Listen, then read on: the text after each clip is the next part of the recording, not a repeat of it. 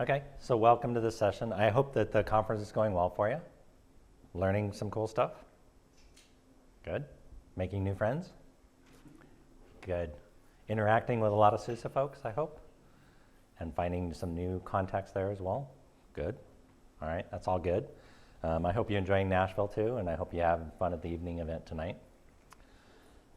This is what we're going to talk about today, so hopefully this is the session you were planning to be in. What I'm going to talk about is basically resource and trade-off considerations if you were to deploy something on bare metal, or something on a hypervisor, or something in a container. And I'll do the same workload across all three of those and kind of show you the trade-offs that happen there, the storage things, the number of packages that you're going to have to maintain, and also I'll also measure the resource utilization and kind of give you an idea of how you might be able to scale based on each one of those three platforms based on that footprint you start with, okay? So again, welcome. This is the agenda and the outline that I'll go over. I'm going to start off with a whole bunch of disclaimers, okay? And then I'll walk you through how I did all this. And that's probably the piece that's most valuable as you walk away. If you want to go home and measure it yourself on the workloads that you care about, here's a process to go down that path and do that, okay? And then I will give you some comparative results. I'm going to do two different kinds of workloads. And then I'll give you some homework to take home, okay? So this is not a performance tuning exercise, okay? I'm not going to try and tune to do the absolute minimum resource utilization or the maximum number of these things that I can run on each one of these. However, if you want some homework already, start writing down, go Google search, doing performance tuning of an application across these three environments. There are some great papers out there, especially like university kinds of analysis that they have done, where they actually measure the performance of a given workload like an AI, machine learning one, across all three of these, especially when they're talking to like HPC folks to say, oh, you know, we can't suffer with that performance penalty of running on virtualization. They'll show you where that comes into effect or doesn't come into effect. Second thing, this is not really a scaling exercise, but I'll give you a couple of factors that I did measure and how I can project what the scale that you can do.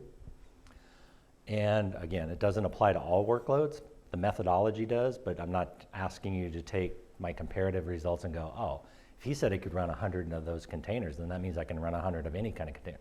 No, that's not the way it works, okay? Fair enough?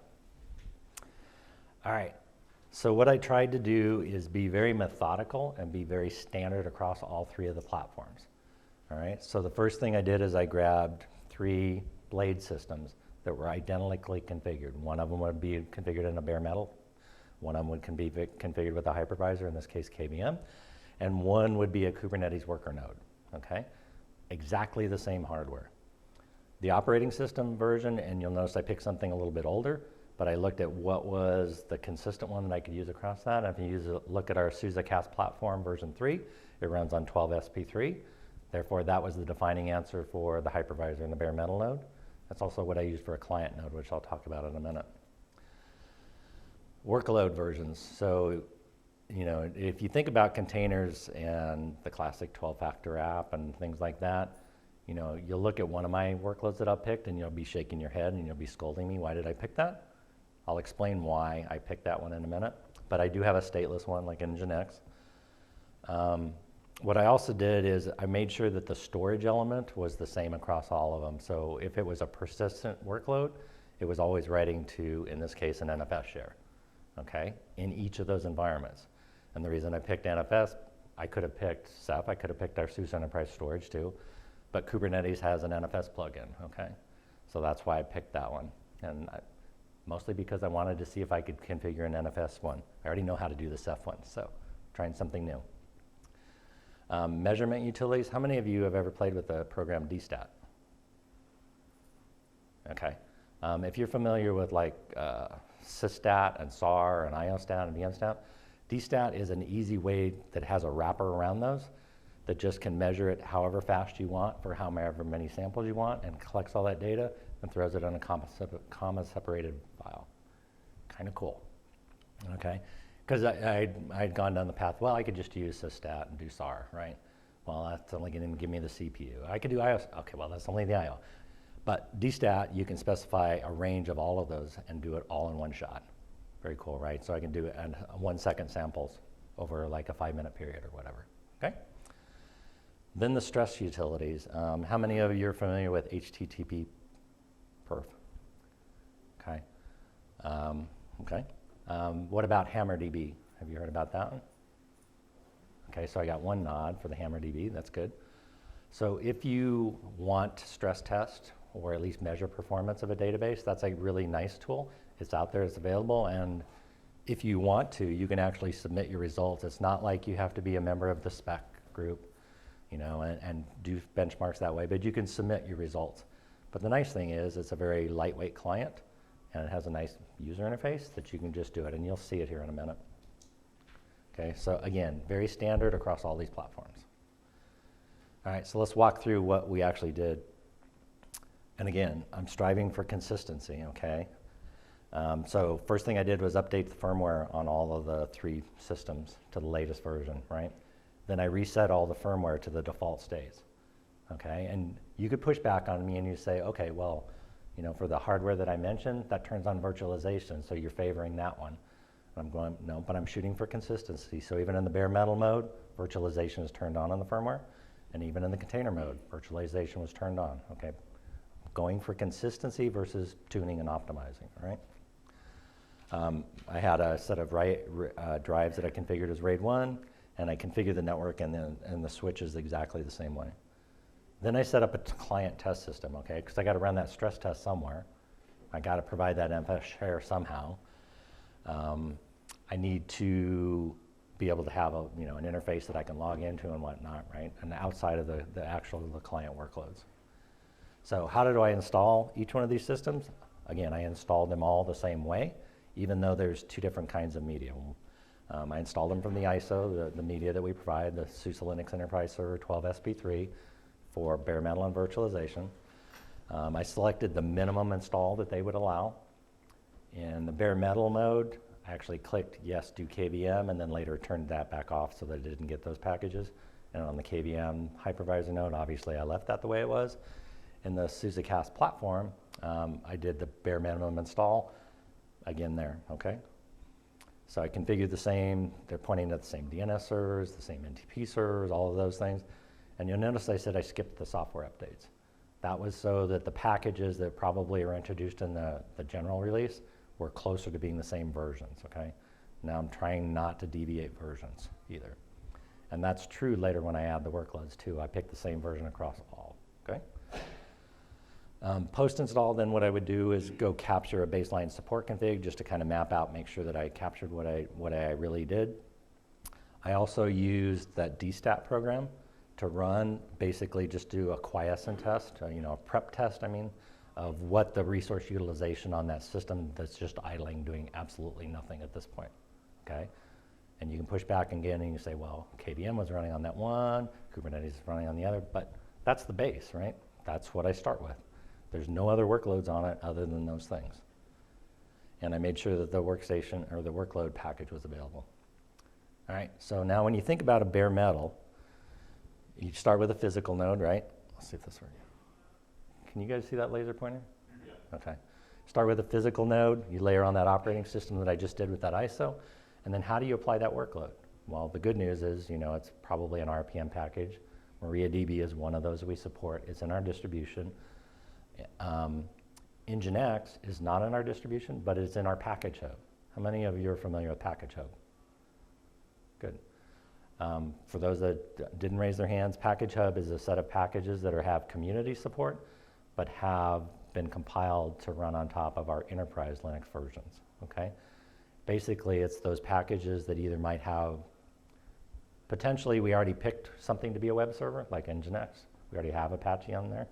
So we don't want to have that conflict in general, but we know some people need that. So that's why it's in package hub and community supported. Okay, but when you install that package, what happened, right? That's the whole goodness of Zypper, is it pulls in the dependencies that you need, right? And we'll talk about this in a minute, but when you do Zypper install Nginx, it's going to pull in the package dependencies. When you do MariaDB, same thing, okay? And however I did this on the bare metal, I would do the similar thing on the other ones too. And I'll explain that more in a sec. All right, so if I'm doing virtualized, again, I start with a physical node. Do the operating system, enable KVM, which is the hypervisor. All right, now how am I going to do that workload? How many of you are familiar with JUICE, Just Enough Operating System? Okay, a couple of you. So it's basically a stripped down version of SUSE Linux Enterprise Server. It's the bare minimum set of supported packages. That's what I started with as the base OS that's listed up there. And then I went and did a zipper install of that workload, whatever it was. It pulled in the dependencies and whatnot. And we'll talk about this again in a sec. All right? Now, what happens on the containerized? And this is an area, again, you can push back on me and say, well, this isn't really fair that you used, why didn't you just use a container runtime engine rather than doing Kubernetes? The answer is because most everybody's going down the Kubernetes path. That's where they're going to run their containers, okay? So you can push back and say, well, you're not really expressing the fact that you have a whole cluster of nodes and you're just going to measure the workload on one system. So there is that overhead that's over there, but again, we were looking at how many times can I run an instance of a workload on a Kerberos, on a Kubernetes platform, right? So this is what it looks like, and you'll notice, oh, the base image over there, when we did that, you know that we have a registry.suse.com. You can go pull the base image from there. That's what I started with. Could I have started with something smaller? Yeah. But I just wanted to be as consistent because I already picked that as the base OS on the VM, so I might as well be consistent. That base image, though, in the containerized space is much smaller than JUICE, which of course is much larger than nothing, okay? Just letting you know. All right, so then what did we do? So we installed the workload. You can see it kind of over there. This is pretty much the process I did. You install the workload with Zipper. You configure access to that shared storage if it's the persistent one, like the MariaDB, and then you configure access to the stress tool. And at that point, then what I would do is I would capture this steady state output of support config and also dstat. So now I have the package and the service sitting there running with no load on it. And I'm going to consider that the baseline. All right? And after I do the stress test, then I can do that comparison between that. All right, does that make sense? All right, and then what I'll do is then launch the stress test, which if you look in that lower right hand, I'll let that go through a couple times. That's HammerDB running against a MariaDB instance. I did the TPCC benchmark. Basically, you point at an IP address, you give it the credentials to get to the database, and then it goes off and it creates a whole set of databases and then a whole bunch of transactions and measures how fast it's doing it. And you'll see in that one graph that shows up right about now, it measures transactions per minute, okay?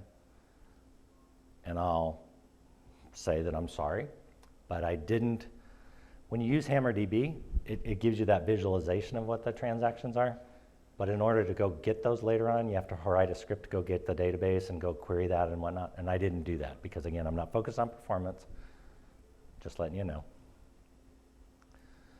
All right, so let's go through the comparative results, and let's start with Nginx. You guys know what Nginx is, right? Okay. So let's start with a first-order analysis of the resources in a static sense of mind. And let's ignore the color coding for right now. But if you look at it, you know, when you start with a bare metal system, the base install had that much disk space used, had that many packages, okay? Then when I layered on the workload, trivial, right? Zipper install, there was one dependency that came with it, and only 2 packages, right? So 2 megabytes came and 2 packages. All right, when a hypervisor, obviously there's more packages because I've got a hypervisor there, and I also had the virtual manager and things like that. And of course, lots more packages. Then when you do a workload, okay, I started with JUICE, right, plus Nginx, and that's what it looks like. Okay, and then the container over there, again, there's quite a bit of disk space used in a container host that's underneath CAS platform that is a Kubernetes worker because there's a bunch of images that are already resident there that are running, that are part of the Kubernetes infrastructure. So you might go, well, how come there's so much disk space but so few packages? That's why. Because a lot of those container images that are part of the infrastructure piece are delivered as an RPM, and then they expand out, and that's why that. All right, but then if you look at the workload, it starts off pretty small with that base image that we have, plus the workload, and the number of packages is low.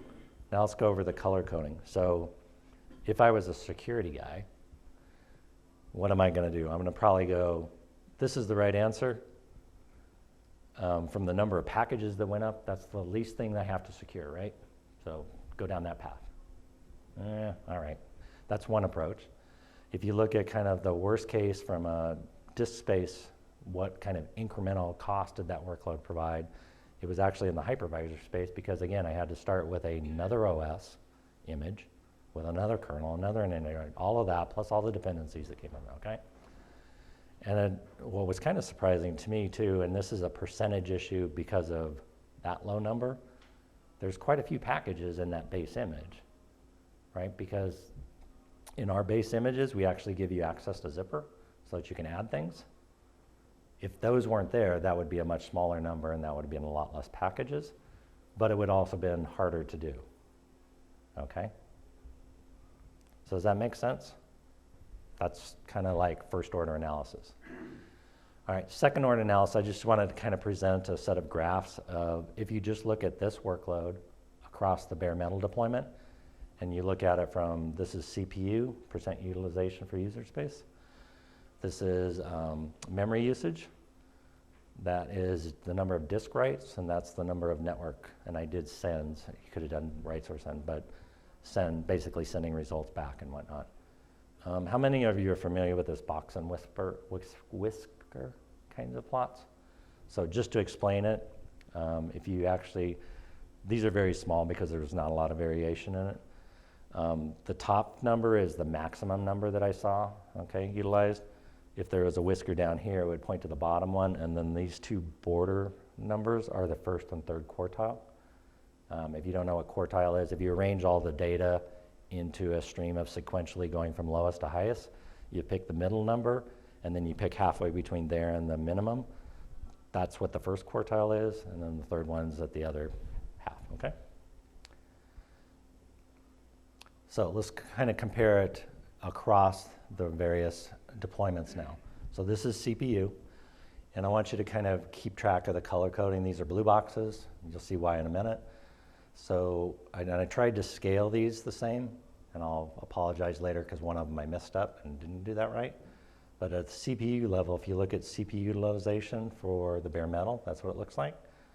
You'll notice that the hypervisor, when it's actually running a workload that is being stressed, notice that it's a considerable bump up.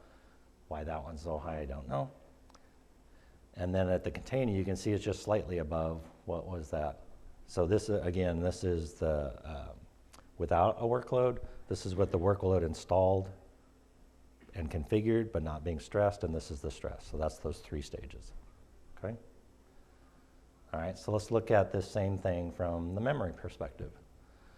You notice that on the bare metal, once you have it up and running, and then you stressed it, it was like, not a big deal, right? And this is where I'm gonna apologize, the scales doesn't match. So these graphs don't give you a good comparison across that, but you'll see a better answer in a minute. And why that one was so high, I don't know, just the measurement. But you can see, again, you know, with a VM, it bumped up again, memory usage-wise. And when it's a container, kind of just not very much difference, right? Which is kind of what you expect, and that's kind of one of the attractions of containers, right? I'm running a single process in a very low, lightweight container. All right, so third order, and this is what I would do if I were going to extrapolate out. So if you look at, from a CPU perspective, how many of them could I run on bare metal? And because the delta was so small compared to when it was not being stressed to when it is being stressed, you could run a whole bunch if you just thought in terms of memory, okay? And that was the winner in that regard, right? And the container and the hypervisor were pretty similar. But then if you look from a CPU standpoint, again, that percentage user space, you'll notice that container's the right answer. Okay? And we'll talk about this more as we go through it, but does this kind of make sense? Does this kind of give you a feel? All right. All right, so let's go to MariaDB. And again, some of you out there are going to slap me saying 12-factor app, why are you doing this?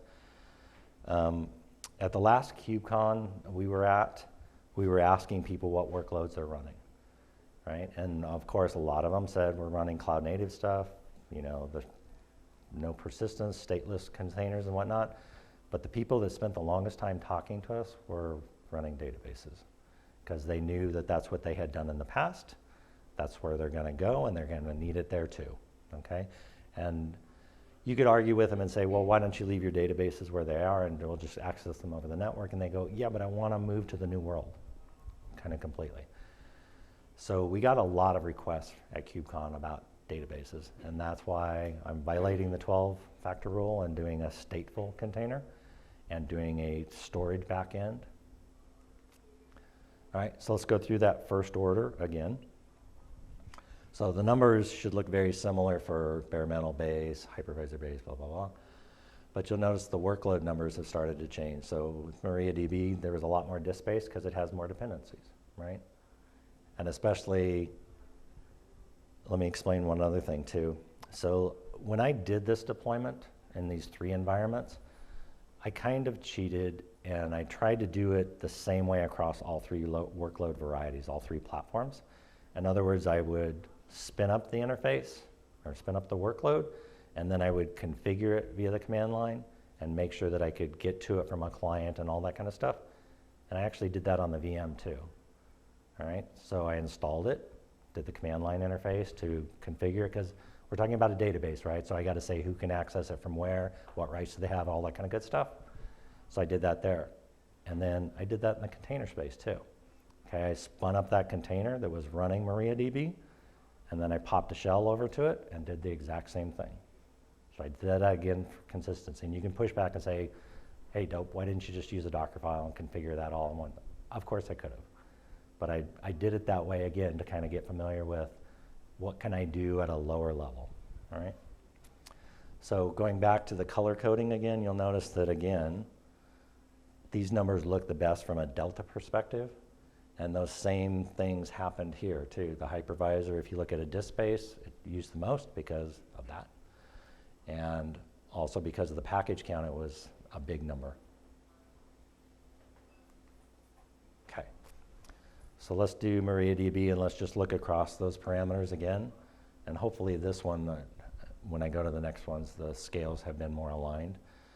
But now you will start to see, oh look, you know, a database does consume more CPU, all right? It was interesting that the memory didn't change that much. I mean, it jumped, but it doesn't have a big spread like that. You notice the disk writes, because where am I doing all the writes? To the NFS share, not to the local disk write, which is that measuring. So that gave me a good kind of validation that things were happening where they were supposed to, right? I could look, the NFS share was growing, and the normal disk space was not being mucked with as much, other than the dstat command writing to the local, okay? And then also at the network level, you notice, again, I'm pounding on a database over the network from a client. All right, so let's look across. Looking at CPU, you'll notice that, wow, that's huge compared to what it was in the quiescent and the steady state, right?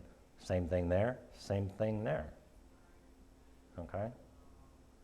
So a lot of you are, you may be surprised by that. I don't know. Does that surprise you that a database running in a container looks kind of similar across all 3 deployments? Because this one, the scale is the same, and the box and whisker is not that far different. Does that surprise any of you? Good, okay. All right, from a memory perspective, you see that there's a significant bump in memory when I'm stressing it. Kind of same thing there. This one was surprising that it didn't change that much. I was actually surprised by that, and that's the network, or the memory, sorry. So let's do the theoretical scaling thing. What was really interesting, and I'll talk about this in the conclusions too, look at the CPU. Again, you saw the graphs, they look very similar. So it really didn't matter how I deployed it, how many of them I could scale on that given box. All right, if you look at it from the memory perspective, there's a big difference there. But bare metal was actually, I could scale more of them, theoretically. And we'll talk about why that's a theoretically thing. It's much more difficult to do it there. Okay. So let's talk about takeaways. At the end of the day, a microservice is simply a service, right? Which is a process that's running, right?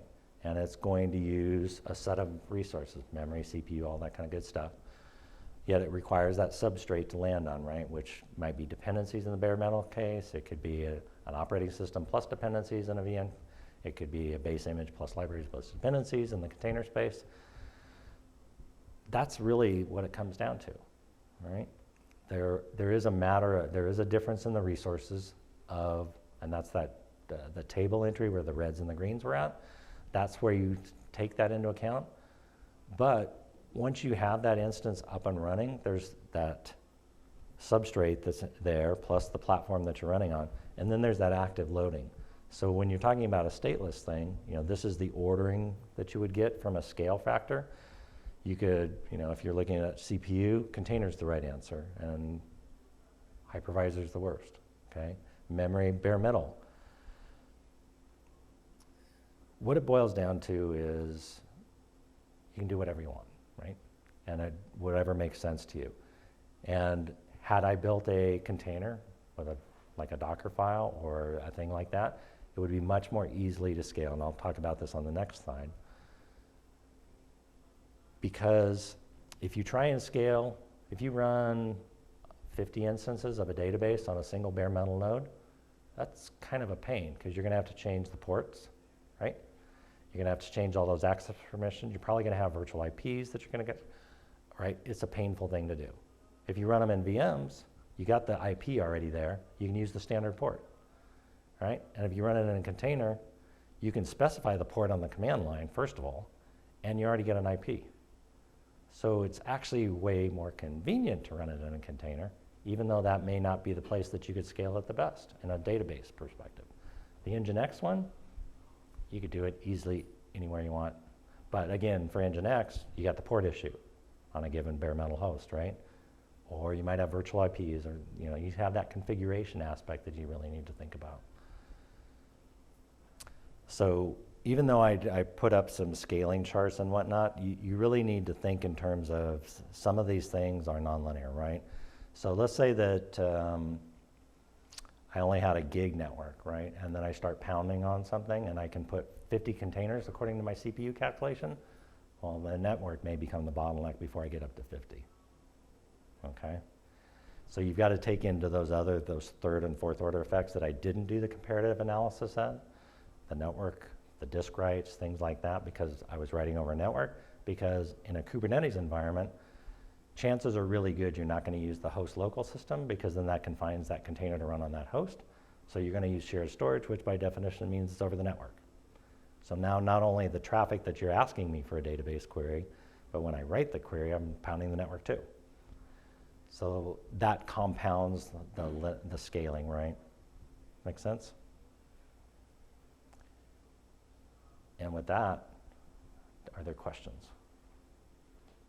Did you get a percent delta for each of your 3 test cases for between, I might just mistake, for you have your workload configured and loaded, and then actually what was the percent delta to say median between each set? So I didn't graph it in terms of percentage, but that's what those graphs are. Yeah, I saw the graph. I was just curious what the numbers came out to. Yeah, I mean, we can go back and look at one of them. Let's pick CPU for that. So you can see that the load was nearly nothing there, and the median load is like 4. That's percent in user, though, right? And so that's why you could run 25 of those potentially, although I took this as the answer in order to scale, okay? Does that make sense? Yeah, and there's piles of numbers in my spreadsheet, you know, because literally what I would do is for dstat, I would basically do samples every second for 5 minutes in the prep state and the steady state and whatever encompassed the stress test. So for Nginx, that was 5 minutes, and I actually made the stress test run for at least 4 of those. On HammerDB, it was 15 minutes, okay, to run that test suite, right? Because I wanted to see it start up and do the stress and then finish. Okay, so you can imagine that spreadsheet and then doing the calc. The cool thing is that's just a pull down tool, descriptive stats. It generates the numbers that you need to generate these graphs. Okay? Yes. Do you have any theory why container use less CPU time than bare metal? Conceptually, you would think the two should be neck and neck. That's a great question, and I don't have an answer for that. I don't really know why this one, you know, if you look over there, it's about here on the container, right? And this is a smaller range. I don't know.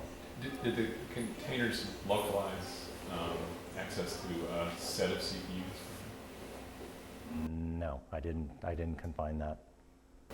Because it's sort of, you know, you're corralling some things into a smaller footprint, and that footprint may serendipitously just be more efficient because yeah, those I've conjectured stuff like that for why there are variations. Sometimes, well, okay. Sometimes on some workloads you're sort of surprised that you know, VMs are actually doing better because of some localization effect that you've got there that you don't have with bare metal. It can be counterintuitive. And it could have been just a fluke when I started it up where it landed, right? What core, what NUMA node, what? I don't know.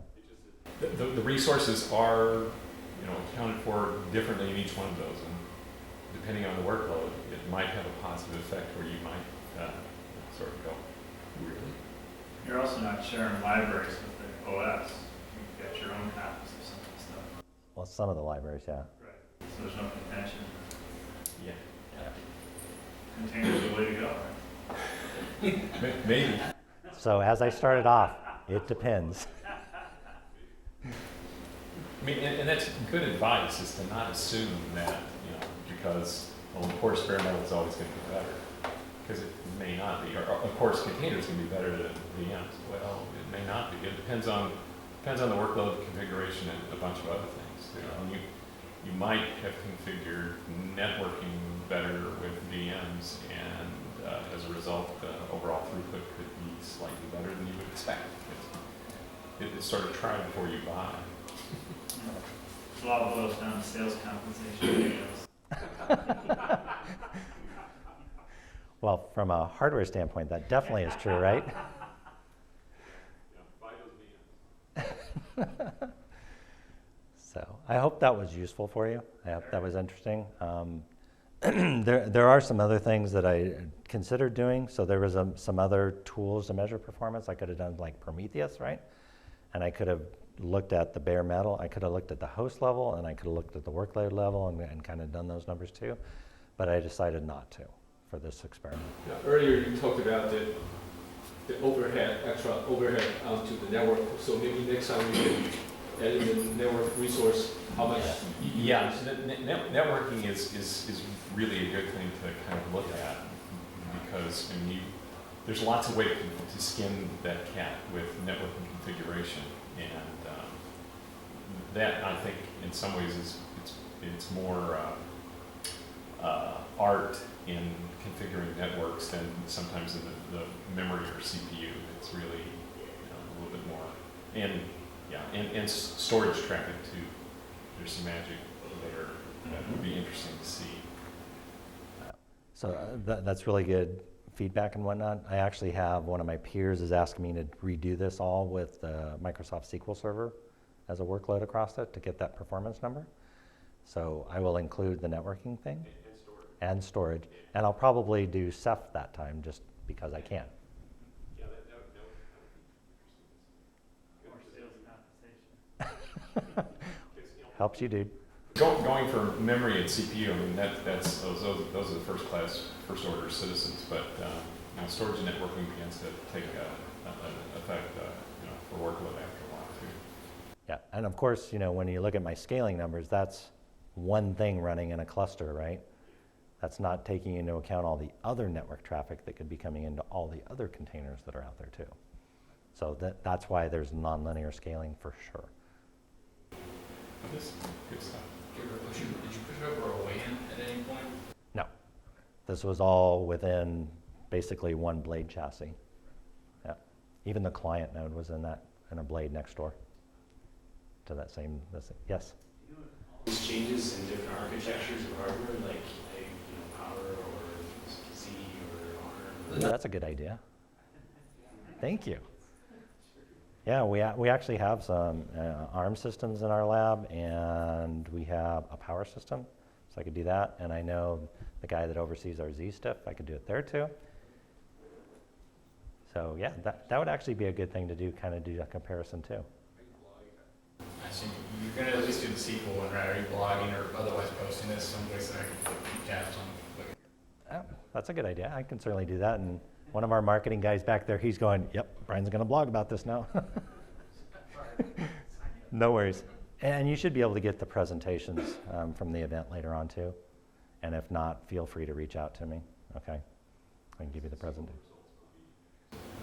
I mean, not that that's not, but I think it's really topical. Yeah, because we've gone down the path of making a Microsoft SQL container that's running on SLUS that's on our base image, so it's be very easy to do, and I still have this infrastructure set up, so that's my next step. But then I'm going to plug Ceph into the back end too, and try that, and measure network stuff. So some of the performance tool like HammerDB that you used, and then like the HTTP performance one, could you have also recorded for sake of something from within the application, like transaction times and stuff like that? But that would be interesting when you mentioned ARM. Like ARM with some of the memory bandwidth advantages over x86, that could be very interesting on the database side. Yep.